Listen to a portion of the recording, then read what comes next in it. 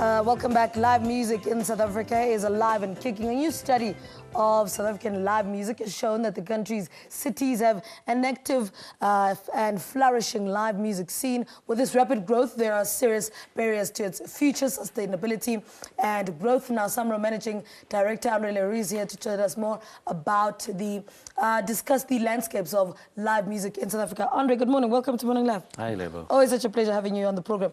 What inspired the study?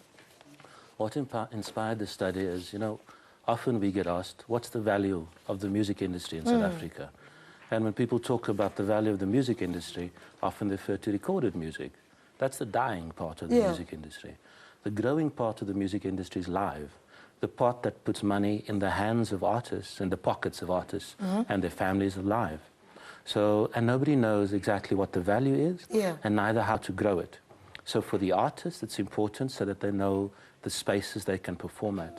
For the venue owners, they need to know how to survive better. And for the audiences like yourselves, you need to know where the gigs are, that it's happening, and that you can go.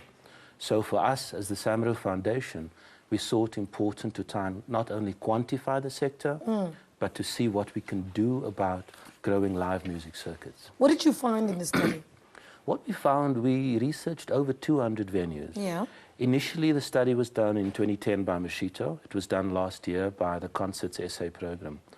What we found was that actually there are quite a few venues. Many of them are established in the last 5 years.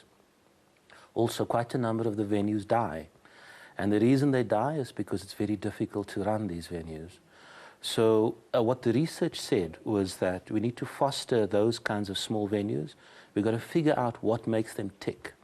And then most of all, we've got to figure out how do you get the goods, the cultural goods, being the artist, to move from one venue to the next. So you develop a circuit. What the research also pointed to is that the technology, and the research was compiled by Gwen Ansell and Helena Barnard. Helena Barnard is, she's a very important person in terms of understanding how industries work.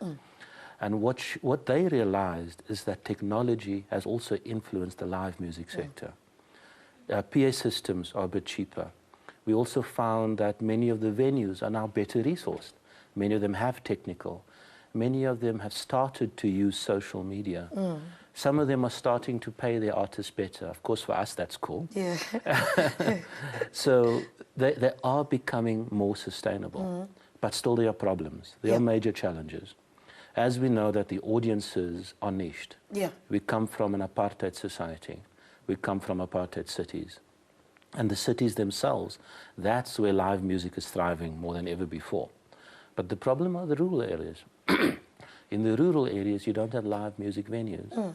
In the disadvantaged areas, we've still got the community walls that are under-resourced. In provinces like those that are not the Western Cape, and Gauteng and KZN, 5% of the festivals occur in all the remainder of the provinces. So there's a dearth of live music performance. Especially there's a weakness when it comes to these venues. So on the one hand, it was to develop the research, to develop a project called the Concerts SA program, so that we can strengthen the live music circuits. What is somebody who has a live venue? How do they start to turn things around? And they're listening to our conversation and thinking, what do I do with it? I think number one is to visit our website and to read the document. Because the document points to, we met with, we're working with 12 venues across the country. And we got the venues in Johannesburg together. It includes Nikki's and African Freedom Station and a couple of those venues in Soweto Theatre.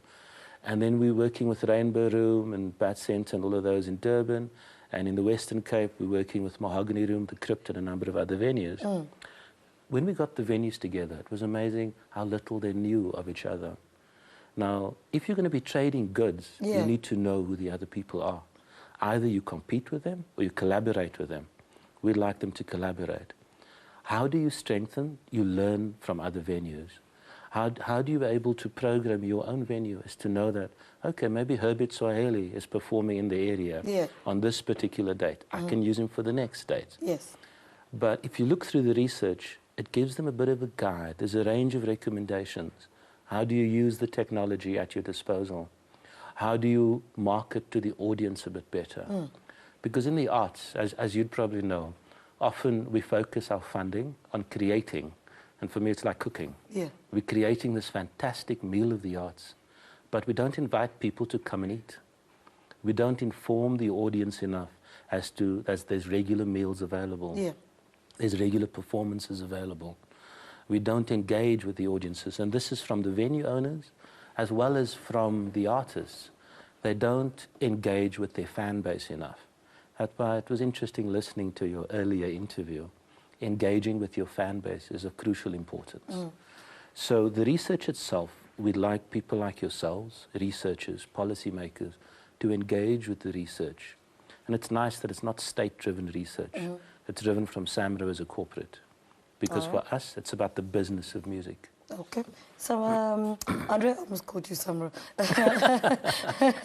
Well, when we see you, we see SAMRO. Andre, thank you so much for talking to us. Thanks, Andre Roux giving us a full insight on how the live music industry works. There is a need to raise awareness about live music in terms of community activation to build an audience. Well, let's take a break.